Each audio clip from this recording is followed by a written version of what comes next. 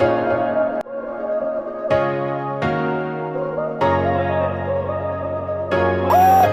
everyone, welcome back to my channel. This is a little vlog showing you what we ate at the Epcot Food and Wine Festival 2019.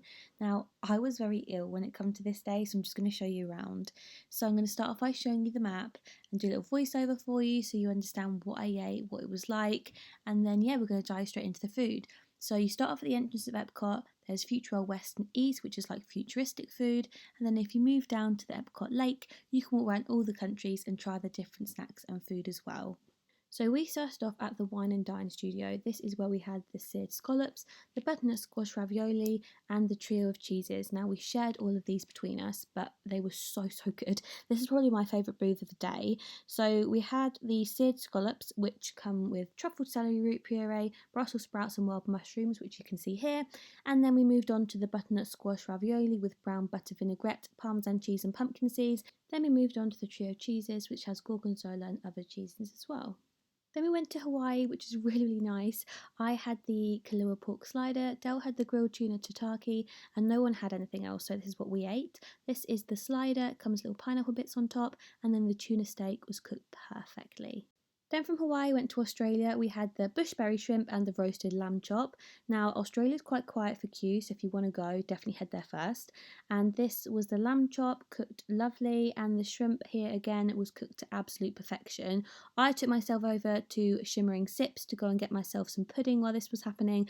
I went and got us a trio of cheesecakes. I would have liked them to be a little more creamier, but I can't complain. They were bite-sized and they taste absolutely delicious, and you can use snack tokens for basically all this food, so it's definitely worth it. Then we headed over to the refreshment port. Ashley had wanted to try poutine for so long, and you can get it here in all different shapes and sizes and flavours and everything. It's everywhere in Disney, but we decided that we were going to go for the duck confit, but then we decided to go for the traditional poutine, not just because it's included in the snack tokens, but because you really want to try it. So it's basically chips, gravy and cheese, and it's so good.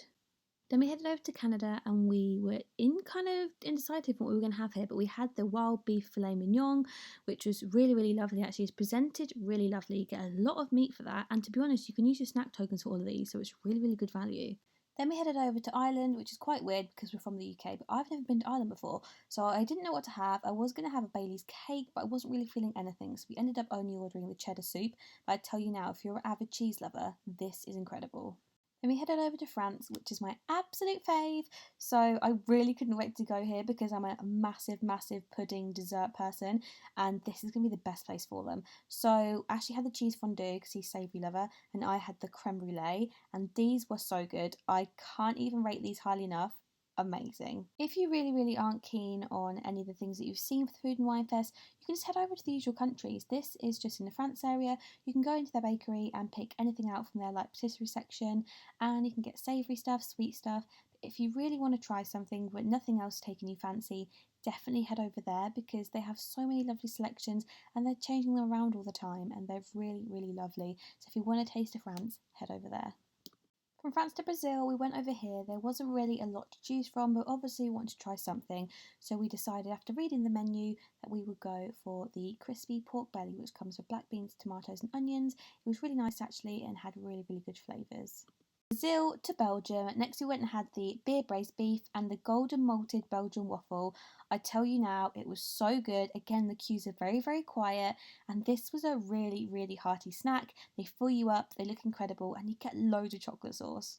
After here we went to Japan, oh my god, I was so excited to try this. We had the teriyaki chicken buns, which is like the bao buns that we have at home, and honestly, they were so good. Texture is like a weird steam bun. It's just really nice, and the filling is amazing. Japanese food is my favourite. Again, if there's nothing in here you really like, you can head over to the shops. This was some sushi candy in the shops. You can go over to Japan, they've got some mochi, however you say it. All these different sorts of sweets and candy you can try from all over the world. They have drinks, loads of different flavours of literally anything you could think of. And honestly, it's such a good experience. There's definitely something you're going to find that you will love. All of these different selections here are savoury snacks, crisps, all these different things you can find from all over the world. Really interesting to try. I had these sweet crabs. They weren't my favourite. I actually really loved them, but you've got to try new things when you're in different countries. Then you can find all these sort of snacks, Pocky, you can get these sort of anywhere, even back at home you can get these, but it's just nice to try different flavours that you can't get at home. You can walk along, they have Hello Kitty flavoured stuff, pop-in cooking, which everyone's a fan of, and it's just a really, really fun experience. Try something. Then we went over to the hops and barley booth. This is actually a really nice booth. Again, it's quite quiet. However, if you are wanting a lobster roll, that queue is really long. We had the New England lobster rolls. We had loads of them. They're so good, so tasty, so fresh. You need to try them. If you haven't tried lobster, this is the place to try it. Next up was Spain. What is Spain famous for? What food can you think of when you go to Spain? Paella. We had the Spanish style paella. It was so, so good. We got one portion between us because we saw somebody else's and it was massive. The queues here are really long. We waited about 20 minutes just to get this one tiny dish. So be prepared to wait, but I tell you now, it's definitely worth the wait. This is what it looked like. It was really nice, really big portion, and I definitely think you should give it a go. Next up was Africa. As you can see, we've been here all day at this point. We've been eating and drinking, and we decided, what should we have next? We should have the Kenyan coffee barbecue beef tenderloin. Oh my goodness, you get a big portion. It's amazing. Words can't describe this. Now, when the night is starting to close in and you've been walking around for 8-10 hour day, just eating, drinking, what should you do next? I think you should go and get a margarita. Now, these margaritas are incredible.